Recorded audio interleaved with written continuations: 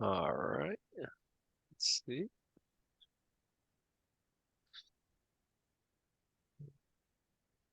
Here we go. See some familiar faces. All right, I'm gonna Oh, hop off awesome. camera and turn it over to Sarah. Thank you, Danny. Uh, Hi, everyone. Welcome. Good morning or afternoon, evening, depending on, what time zone you are in the world.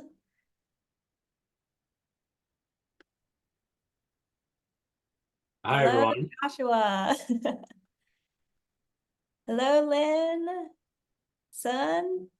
I think I'm saying that correctly. I'm sorry if I mispronounce anyone's names. All right. Well, thank you everyone for joining and welcome to our AVG Pre-Apprenticeship Speaker Series. My name is Sarah. I'm BRIC's Director of Communications and your moderator today. And this speaker series from the BRIC Foundation aims to provide early awareness and education about the variety of careers that exist across animation, visual effects, and gaming. And today we have an amazing presentation all about a career in VFX by seasoned VFX animator who we have here, Jeremy Stewart. We'll start with a presentation from Jeremy and end with an audience Q&A towards the end of the session. But if you have any questions along the way, definitely feel free to utilize that Q&A box to submit your burning questions, and we'll be sure to get them answered. To start, and to introduce Jeremy, Jeremy is an award-winning VFX animator who has been in the biz for the last 24 years, working primarily in the film industry. You might recognize his work in major films such as Sonic the Hedgehog II, Marvel's Ant-Man and the Wasp, Pacific Rim 2, Jurassic World, Game of Thrones, Star Trek Beyond, The Thing, X-Men, Charlotte's Web, Happy Feet, and many more. As well as co-founding a VFX studio himself, Jeremy has also held senior and supervising roles at premier studios such as DNEG and Image Engine and more. So Jeremy, with that, I'll let you take it away. Wow, that was quite the introduction. Thank you very much. And thank you to the audience. It's a privilege to share my experience with you and hopefully help you with your career choices in the future. So today I'm going to, as Sarah mentioned, I'm going to give a brief overview of my 24 years of experience as an animator. I've specifically chosen a career path as a visual effects animator. So I mostly animate photoreal creatures and characters. So I'll show you my reel, and this will give you an idea of what I do. So as you can see, VFX animation is much different than the kind of animation you see in Pixar and DreamWorks movies. In VFX, our work has to look realistic, so it could be added to live action footage, real footage with real actors and environments. Most animators, myself included, start their career working on relatively simplistic, cartoony type shows. And then we either work our way up to a big studio like Pixar or Disney or something, or we make the move over to visual effects like I did. I love animals and nature. I spend a lot of time studying animation and movement to make sure I get all the details right in my animation. And I really enjoy this part of the process. So I believe that's what eventually I naturally fell into VFX. I didn't make a plan of it, but I'm glad I did, because it allows me to focus on the kind of things that I'm very interested in. So that guy's kind of gross. Anyways, I'll let this play in the background while I start to give you an overview of my career path. I'm also going to focus on a topic that has been central to my own journey, and one that I believe will be essential to your future success in today's dynamic world. And that is adaptability. Adaptability means adjusting to new conditions, environments, or situations. It involves being flexible, open-minded, and resilient in the face of change. And my journey has been a story of constant change. When I was in high school, and I understand many of you are high school students trying to figure out your own career. I had made some little stop motion films, and I was always drawing. I like comics, I like movies, but for some reason, I assumed there wasn't much future in the arts. So I didn't take my creative talent seriously.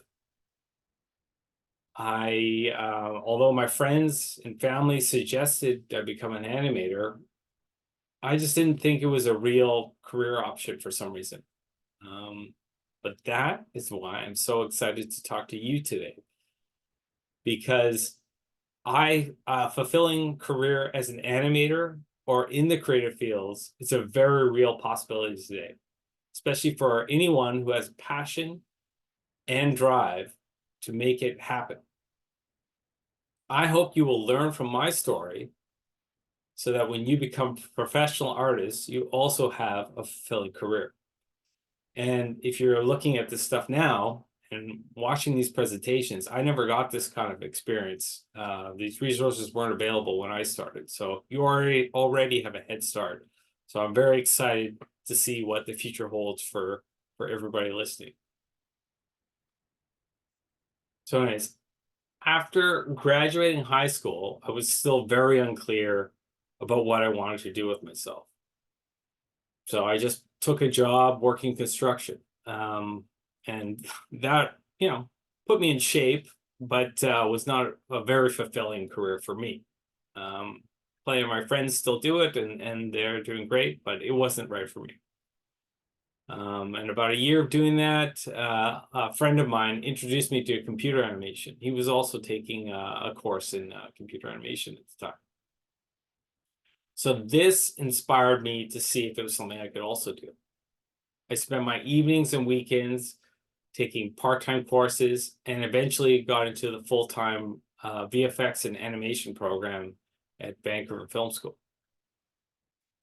So I went from carpentry to computers. This was the first of many changes, and this was a big change. As I mentioned, I was neither very experienced with computers or as artistically talented as the rest of my class. Some of the other students were miles ahead of me with fine arts degrees, but I adapted my construction experience, my construction work history, gave me a work ethic that allowed me to make up for my shortcomings with hard work.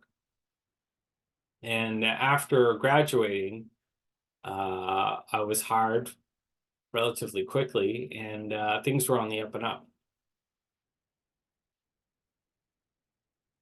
Okay. Then about a year into my career, 9/11 happened, and the world was full of uncertainty. There was very little work available, and the few studios that did have jobs were not interested in hiring a junior animator like myself. So this was tough, but I used the downtime to learn more skills and improve my portfolio. I created a short animated music video that got a little bit of attention. And because of this video, a studio reached out to me and offered me an opportunity. However, this was long before remote work, and taking the job meant moving to Glasgow, Scotland, of all places. I took the job, moved to the other side of the world, and didn't know anyone. I didn't know anyone in Glasgow, and the weather there was cold and gray, but I adapted. I quickly met lots of great people, some of which I'm still friends with today. I got to travel around Europe in my spare time, and all while doing some great animation that eventually led to better opportunities later.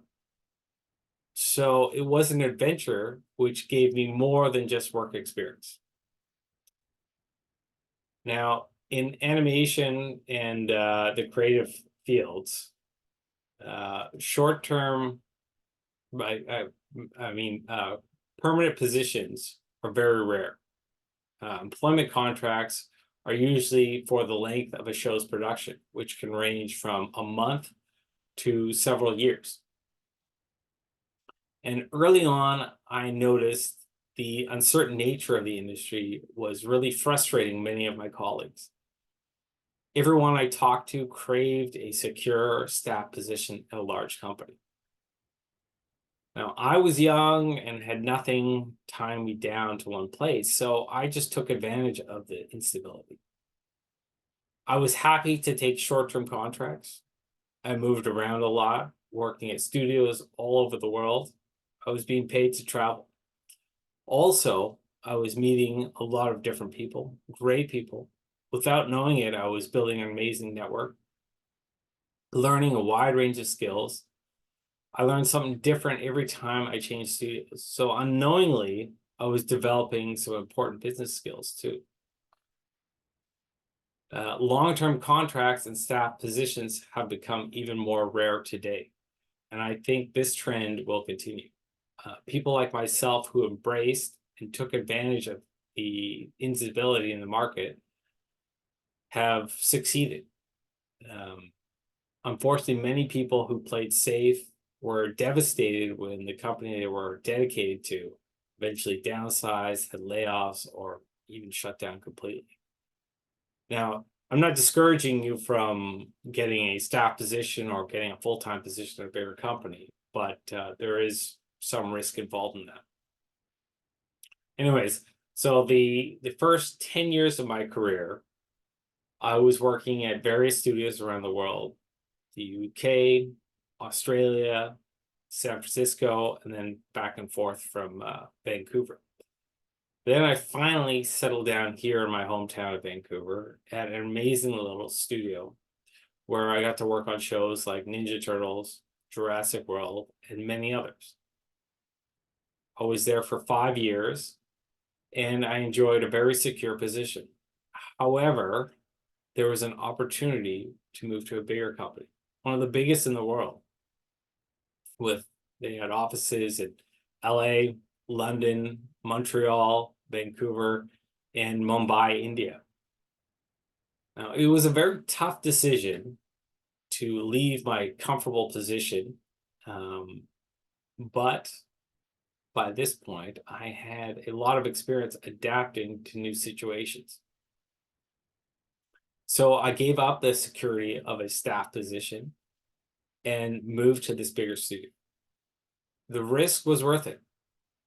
I was quickly promoted to supervisor, and I was working on even bigger projects like Star Trek, Annihilation, Pacific Rim 2, and Ant-Man. And I think we had over 500 shots on Ant-Man. I had a good thing going at that big studio, working on prestigious shows, getting flown out to oversee animation teams at different locations, and all while working with talented, amazing people. But as I mentioned, I developed a habit of not getting too comfortable in one's place, and the desire to always expand my skill set. So when some friends proposed that we start our own VFX company, I couldn't help but say yes. And again, I chose challenge over comfort. Now, starting a company, co-founding a company was extremely challenging. One of the biggest challenges I've ever faced. It was 5 years of trials and tribulations. It was a big adjustment going from one of the biggest companies down to this tiny startup. We had several big wins and accomplished a lot of things I'm very proud of. But just as we were starting to make some real progress, the world was hit with the pandemic. Then, as we were starting to recover from the global shutdown, the film industry was shut down again thanks to this recent Hollywood writers' strike, which is still affecting the industry today. Our company could not adapt to the changing market. So last year I decided to move on. Now, this was a major step back for me in many ways. We poured a lot of hard work into that company. But unfortunately, it was just not working. So moving on was my only option. But where to next? My whole career, I've been working on movies and TV, and they had suddenly stopped making them because of the strike. Video games are still being made, and the cutscenes in games are like short movies. So I adapted all this movie experience and have been working on game cinematics since. Unfortunately, many of my friends in the film industry have not been so lucky to find work over the last year. The strikes and now the threat of AI generated art has cast a lot of uncertainty over the industry. But don't worry, I'm not trying to discourage you from this career path. I know this current downturn is just temporary. It is part of the up and down nature of our industry. And I've seen it before. It's happened many times, but we always bounce back. I also feel that all this recent innovation in AI and technology will create new and better and more exciting opportunities for animators and artists. So I have a very positive outlook on things, and I think you should too. Looking back, I did not intentionally set out to learn to be adaptable or resilient in the face of change. And I certainly didn't predict the industry or the world would change so much, or I'd face all these different challenges. When I left film school, my only goals were to be a good animator and work on some cool movies. And I'm very lucky to have been able to accomplish much more than these goals. So whatever your career passions, ambitions, or interests lead you to, please make a conscious effort to learn how to adapt to change. Changes in software and technology, changing trends in the job market, changes in life. These things are unavoidable. And the way I'm seeing things, there's going to be more and more changes coming. But if you can adapt to and manage change, you will not only have a great career, but dare I say, a great life as well. So that's my story. I'm happy to answer any questions you have. I can go into more details on some of the projects I've worked on how I see the future of the industry, anything you like. I'm happy to answer any questions and help you have a great career as well. Thank you so much for sharing your journey, Jeremy. That was amazing to hear how you navigated the twists and turns that were thrown your way. Yeah, there's a lot of them. I think a lot of folks, and myself included, could relate to what you said about how very initially at the beginning of your career, you didn't think animation was a viable career option until you had a friend who was already taking a class. What was that like to, be exposed to that world of computer animation at the very beginning and deciding to dive into it? Yeah, that was really eye-opening. Like as I mentioned, when I was a kid, I draw a lot. I still have this huge collection of Mad magazines, and I dabbled with stop motion animation. But I just, for whatever reason, I just didn't think it was something I could get into. And I wasn't living in LA and Hollywood. I didn't know anybody else who was doing this kind of work. So I just, so when I saw it for the first time, it was really eye-opening. Oh, wow, this is something that my friend's doing, so I could do it as well. And nowadays, I'm so almost jealous of everybody nowadays who gets access to all these amazing resources. All the other talks that are on this speaker series are amazing, and they give so much insight. I wish I had access to that when I was starting out. I feel the same way. I wish I knew about these kinds of careers. I wish I had this speaker series when I was going through high school too. I think it would have changed a lot of people's trajectories. Exactly. Have Yeah, that and early mine too. You know, I mean, if I had 5 years more experience, or I was more focused when I was younger, who knows where I'd be now. So I'm lucky to have ended up how I did, and to have that friend who showed me this stuff. I saw one A of the comments question was, here from well, Mia. this ruined my lunch a bit. Oh And yeah. Joshua, I think that was in it's response all right. to one of the creatures in your reel. Oh, okay. Right. I was worried that you know, I meant, you know, there was some negative things I pointed out there, and my only reason for pointing out some of the challenges I've faced and some of the setbacks I've had is not to ruin anybody's day, but to folks show you that you can overcome these things. And even if you start late like I did, you can still make progress. So hopefully I didn't ruin anybody's lunch, but I guess maybe that was the gross animation I was showing earlier too. So yeah, Yes. okay, great. Mia actually asked in the Q&A, how do you balance adaptability / upskilling in your industry while managing your workload and avoiding burnout? That's tough. I mean, time management is an important one. I every morning I have this notebook, right? And I've got a million things I got to do. So I typically manage my time by writing down like the 3 to 5 things that are important to me, and I just cross them off my list. And I try not to be distracted. Unfortunately, there's a million things distracting us nowadays, which is something I'm not envious of with the younger generation. You know, we didn't have access to YouTube and everything when I was growing up, so it was easier to stay focused.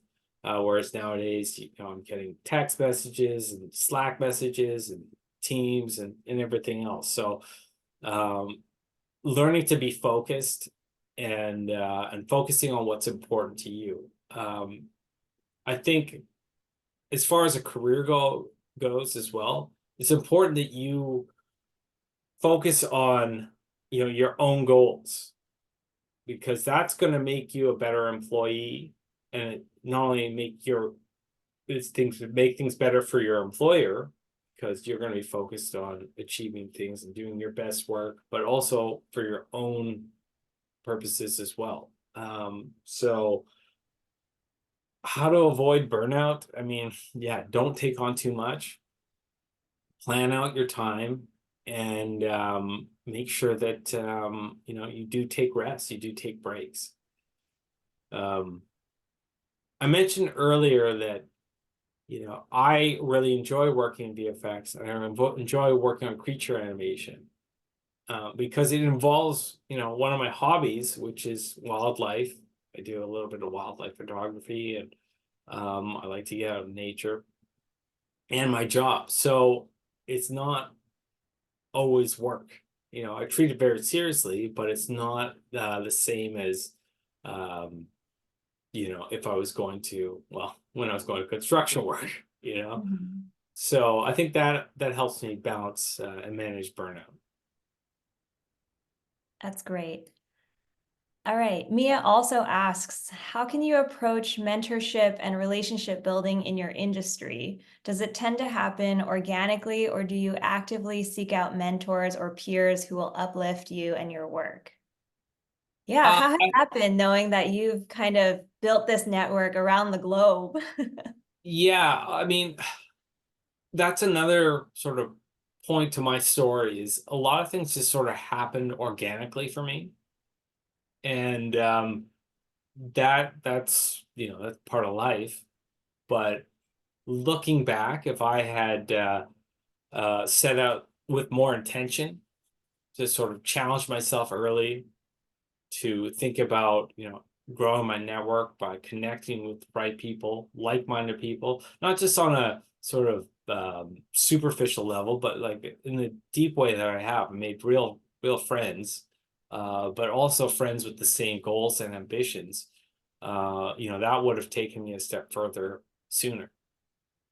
So I think it's good to seek out mentors and network with people and get out of your comfort zone.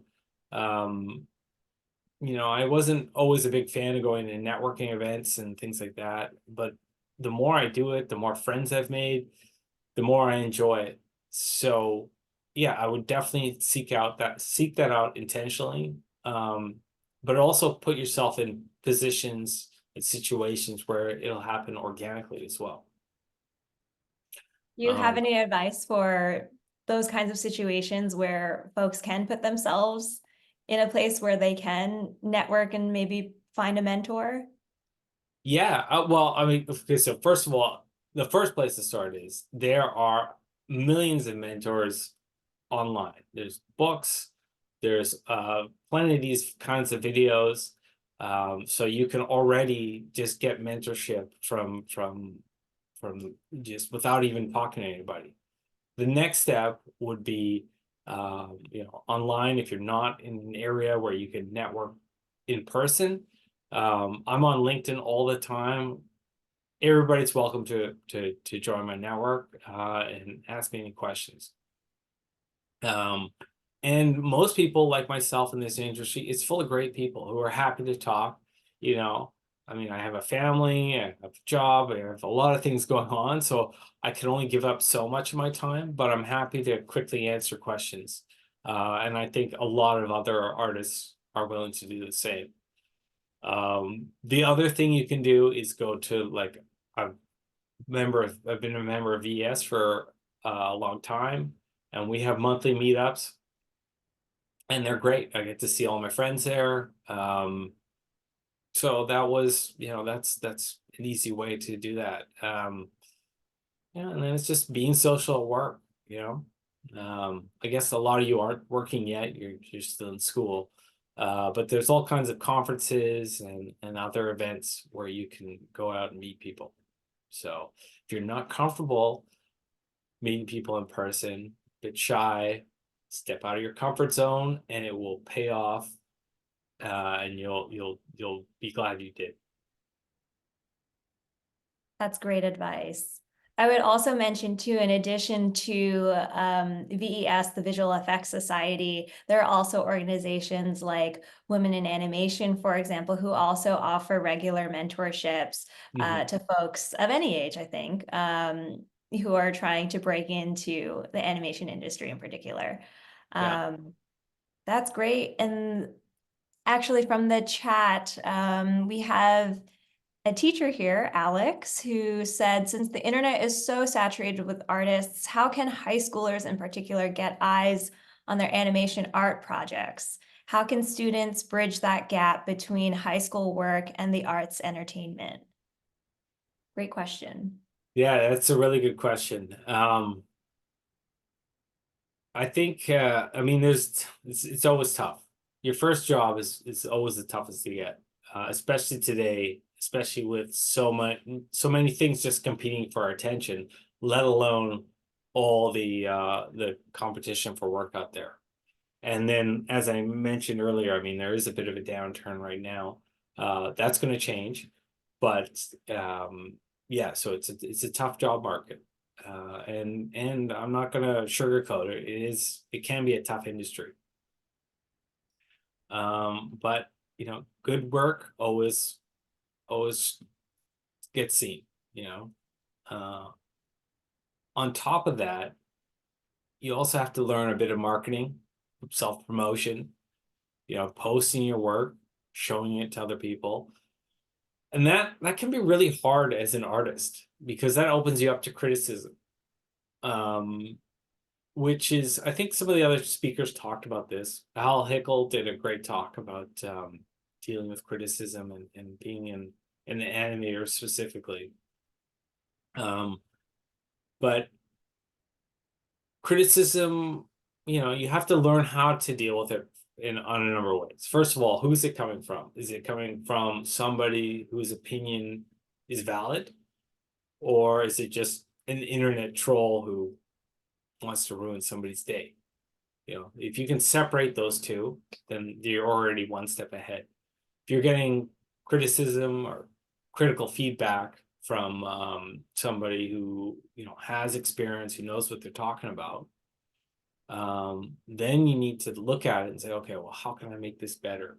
You know, what is it they're seeing that I'm not? Start asking yourself questions like that. You know, one explanation I heard, or definition of criticism I heard, was you know, you need to frame it like it's not there yet, as opposed to it's not good. So somebody says, you know, well, this needs to change, or I don't quite understand what your character's doing here, or it doesn't look right. Okay, that doesn't mean your work is terrible. It just means it's here and it could be there. That's how I look at it anyways. So then taking that feedback and figuring out, okay, well, what do I need to do to just make this look a little bit more realistic or more interesting, or whatever it is that it needs improvement. And then, you know, and then just keep building on it. I've been doing this for 24 years. I didn't show you my student demo reel because it's not on par with the stuff I did last year or the year before. Everything is always building on top of itself. And this goes also back to the comments about finding a mentor and building a network. If you have a good mentor and a good network, you can share your work with them before you put it out to the world, so you get the right kind of feedback. But ultimately, if you are working in movies or games or anything else, if you're an artist, you want your work to be seen by the world. And of course, not everybody's always going to like it, but you want the majority of people who see it to like it. So don't shy away from criticism. It may make you feel uncomfortable, but you know, if you learn to grow a thicker skin, and you learn how to listen to feedback and criticism, then your work's only going to get better and better. That's right. And I think Luis too in the chat made a good point. Never taking any of that criticism personally as well, I think, is a key point That's there. a great point. Because artwork is a very personal thing. You know, you put your own skill and talent into something. Animation takes a long time to produce. It's always a very personal subject. That dinosaur shot of the dinosaurs running in the beginning, I think I spent 3 months working on that. Wow. And I got a lot of criticism while I was doing it. People, oh, they're going too fast, they're going too slow, they don't look this, they don't look that, you know, the timing's off here. It was 3 months of criticism. Or it was 3 months of making it look better. So, you know, it's hard. It's not, you're right. It can be hard to take criticism personally because your work is so personal to you, but the two are separate. It's your creation. They're not criticizing you. They're just saying, they're actually saying you could be better. So that's the way I try to look at it.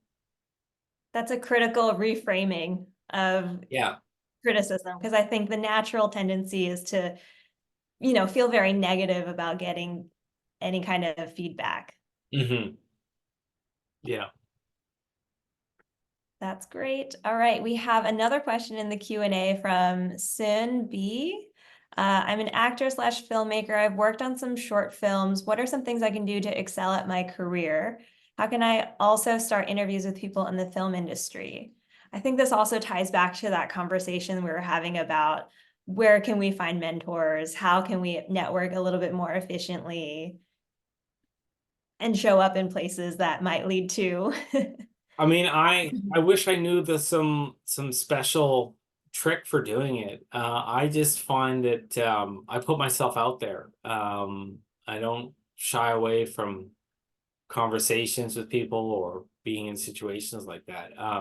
And to be honest, I mean, I was not a very outgoing person as a kid. It was, yeah, it was sort of me just making a conscious decision to step out of my comfort zone. I don't I mean, I'm even having a hard time doing this. I don't naturally, I'm not an outgoing person by nature. I've sort of learned how to become more like that because it aligned with some of my goals. I wanted to become an animation supervisor. And to do that, I needed to learn how to be a better public speaker. It didn't come naturally to me. I took some part-time courses on it.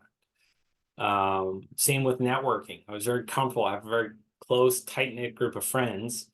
So stepping out of my comfort zone, going to networking events, making small talk with people, learning how to meet new people. That was a whole thing for me. Yeah, moving to Scotland. I didn't know anybody there. That was the beginning of my career. I knew nobody. I'd been over to the UK a couple times before, but you know, it was a bit of a culture shock.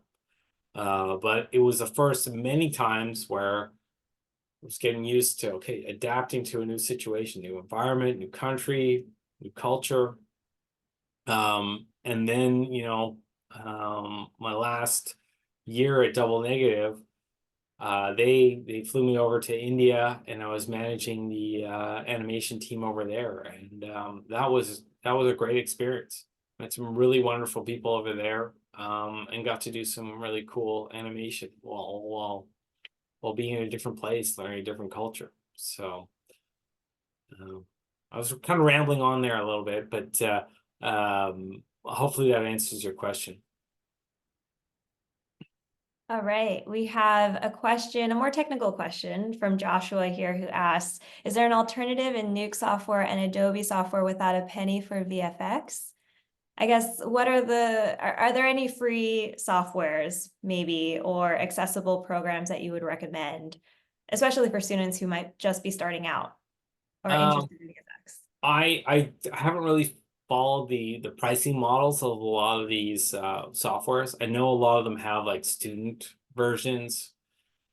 Honestly, as an animator, when I went to school, they taught us Softimage, which no longer exists. And I just learned the principles of animation in school using Softimage.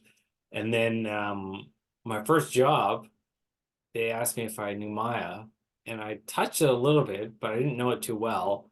But I knew the principles of animation well enough that it was pretty easy for me to make the transition. Because I knew how to animate, it was just different buttons I needed to push when we're working in Maya. And I've changed softwares. At least like animation software, I think I've used about 4 or 5 different programs over the last 25 years. So, you know, and I think I'll be using more in the future. There's some other tools I've been experimenting with recently. Unreal is a new thing, and eventually I think many of us will be using that. That's free. Blender is also free. As far as compositing software goes, I'm not exactly sure which ones are out there. If there's an alternative to Nuke that's free or low cost.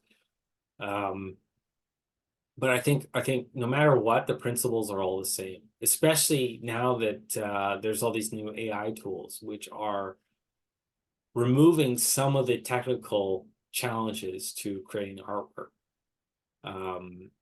So it's making it easier to get into the animation and visual effects industry. But the principles of good artwork and good filmmaking are still the same. And yeah, there's a lot of free resources when it comes to learning the basics of these subjects.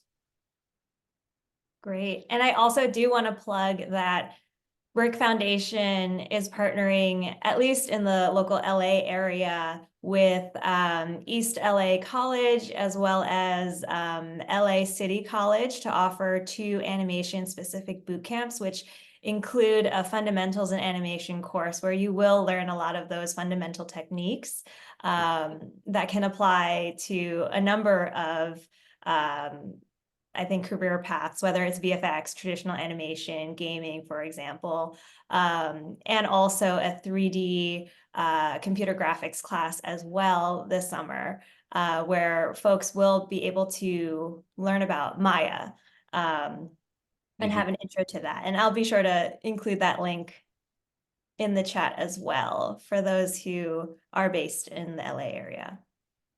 Nice.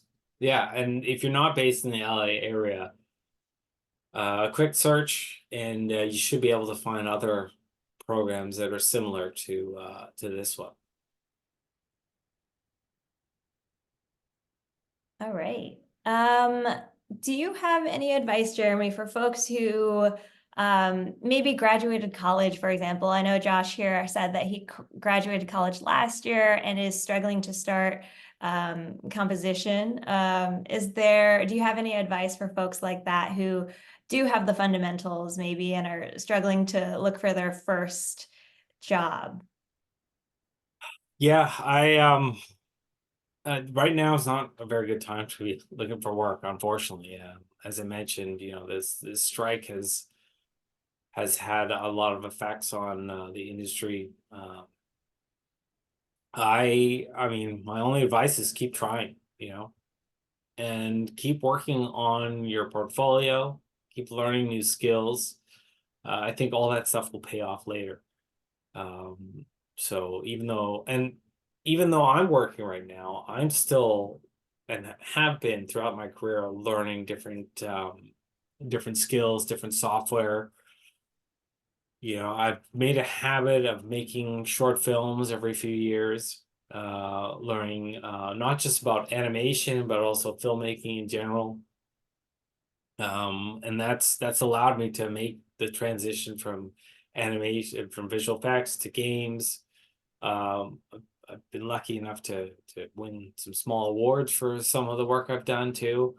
Dabbled with stop motion and other things, and it's but anyways, back to your story, back to your question. What to do right now? You've graduated school. I'm sure like you've got bills to pay, and it can be kind of frustrating. But my only advice is just keep positive, continue working on your portfolio, keep applying to places. Just because a studio may not have a position for you right now doesn't mean they never will. So, and if you've applied a year ago, it doesn't hurt to apply again to remind them that you're still available, that maybe you've made some improvements to your work. Recruiters have a hard job of sifting through a lot of applications. So, try not to be discouraged, and continue improving. That's great. In terms of actually looking at those entry-level roles, Jeremy, could you give our audience kind of an overview of what are those entry-level roles, like identifying what entry-level roles kind of exist out there, what they should be looking for? Well, I mean, like I said, my career has been as an animator. I was the co-founder of a VFX studio, so I did look at a lot of demo reels for other departments as well. It all depends, there are numerous different career paths. In my career path, I started out as a junior animator.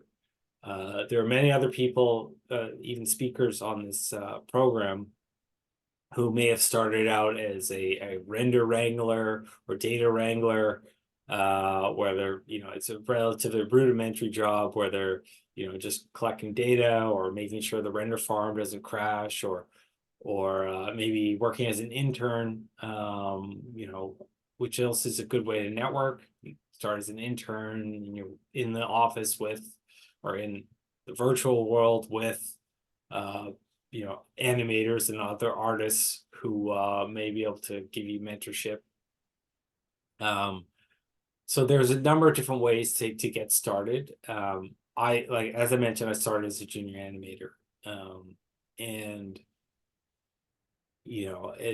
when you're hiring a junior artist, the demo, you don't expect ILM quality animation on there, but you do expect a solid understanding of the basics of animation or compositing or whatever job they're applying for.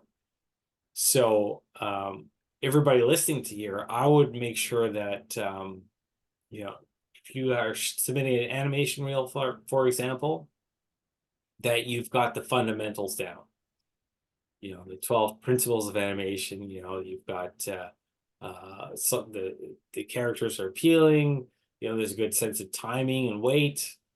You know, all those basic fundamentals are there, and you're showing all that. If it's compositing or lighting, you know, good cinematography, you know, those kind of details. And your teachers or mentors or friends should be able to point out what to leave in and maybe what to take out. I'd rather see excuse me. I'd rather see a very short reel that has good quality work than a very long reel, which is relatively mediocre. Great. And in terms of reels and preparing for that first job, for example, are animation tests common in VFX?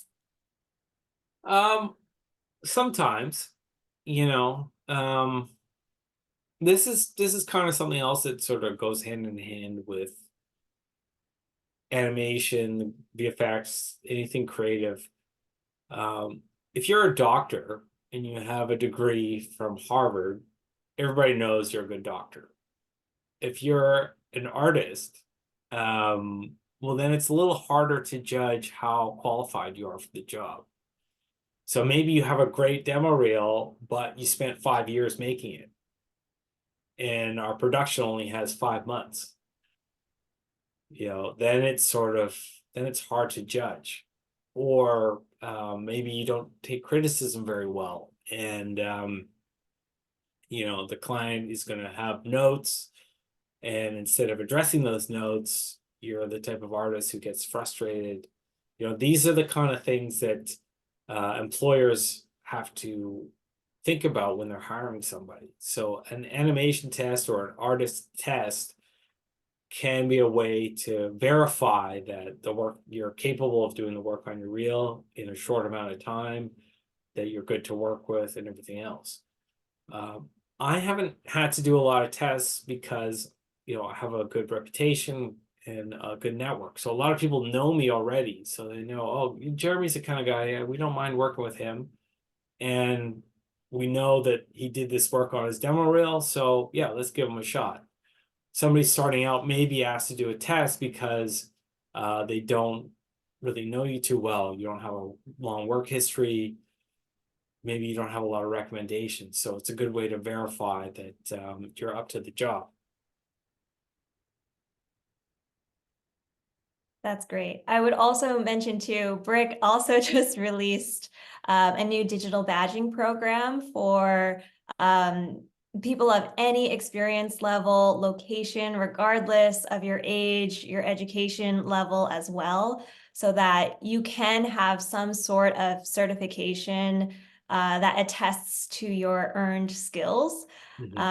So it can kind of help out in that job seeking process, and I'll drop the link to that as well. Awesome. Yeah. Yeah, that definitely helps, having some kind of certification. Yes. Sun in the Q&A had asked, would you be able to share your LinkedIn? I'd love to network with you. Yeah, it's Jeremy Stewart on LinkedIn. I think I have the link to your profile. I'll just drop it in to the Q&A there. Great. And then Teresa Adamson asked, what software did you use in the industry? Is there any specific software you'd recommend being proficient in? What do you enjoy most about being an animator / VFX artist? Okay, so 2 questions. The first one, software. I mean, Maya is the most common animation software out there.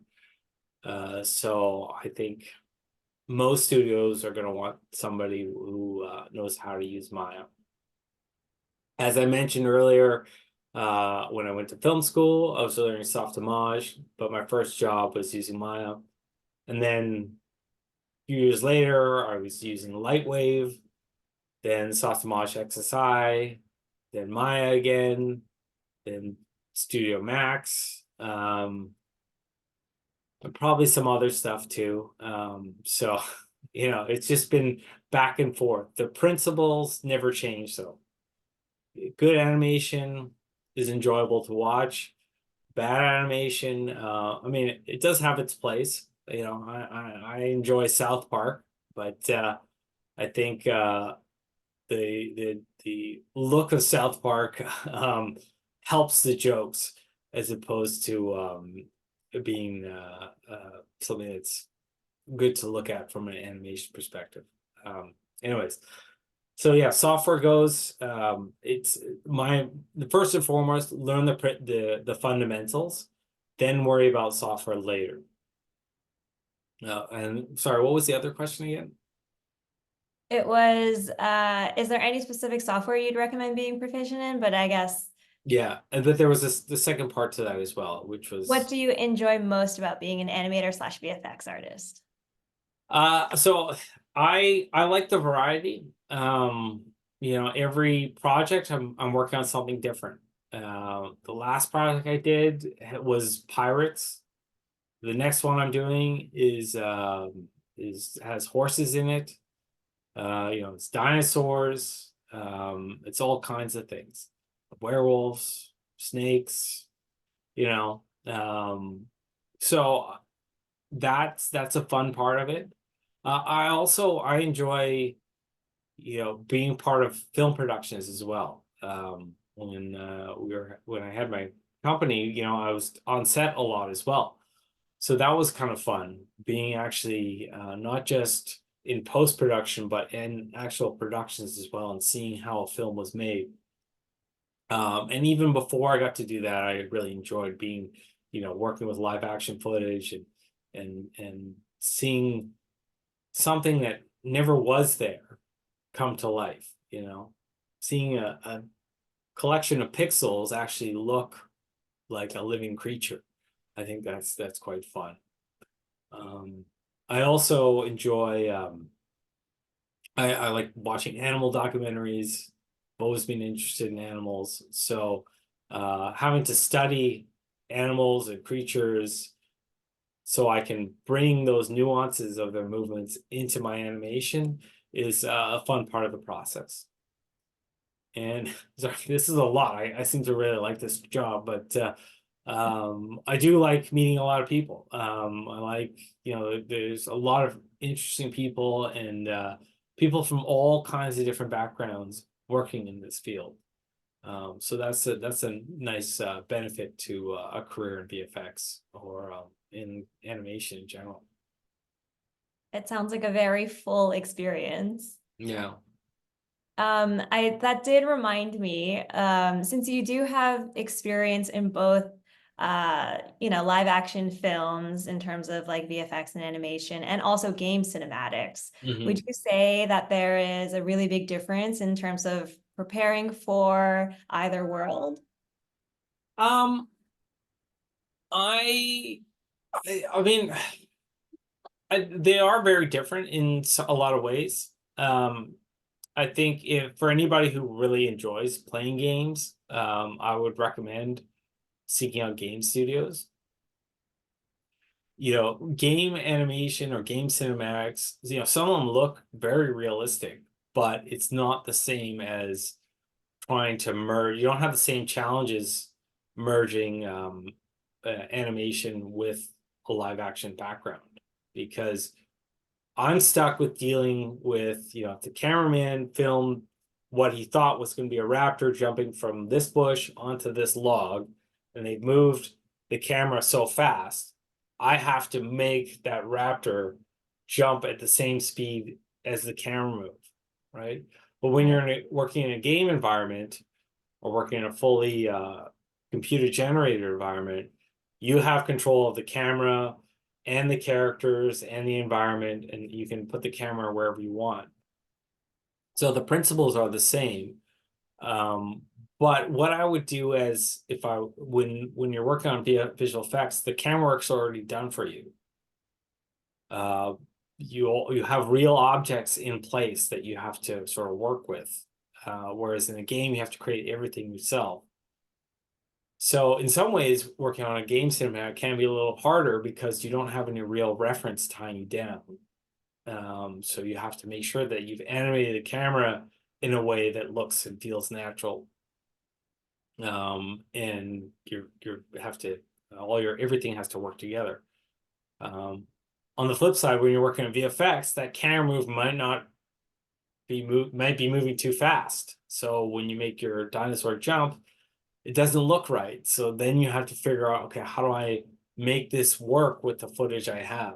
So they're two different challenges, but I think I can keep saying this, but going back to the basics, understanding how a camera works, understanding, what lens might be on the camera, understanding physics, how fast something should move so that okay, well, look, it's impossible to get this thing to jump from there to there at a realistic speed. Like we were working on Pacific Rim. I mean, it's impossible to make robots that big that would not just destroy themselves with their own weight.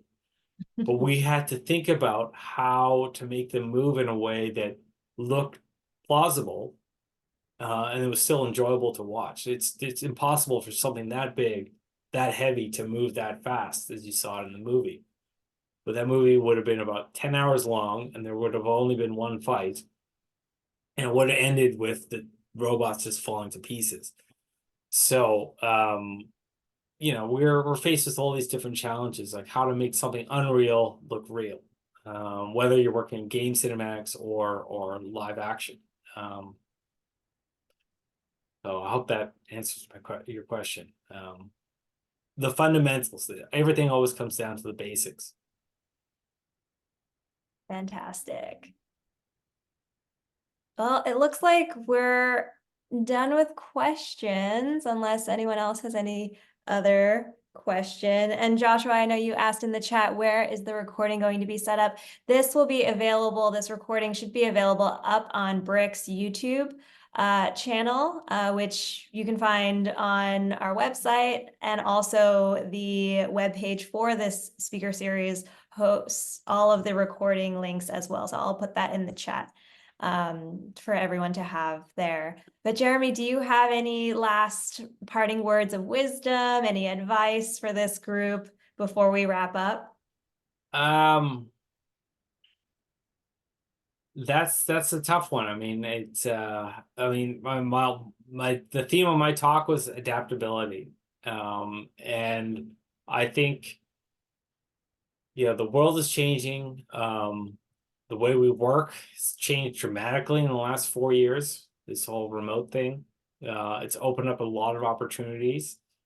And I think if you whatever career path you take, if you learn how to adjust your workflows and adapt the skills and talents you already have, you'll be able to choose what you want to work on and work on projects that you enjoy doing.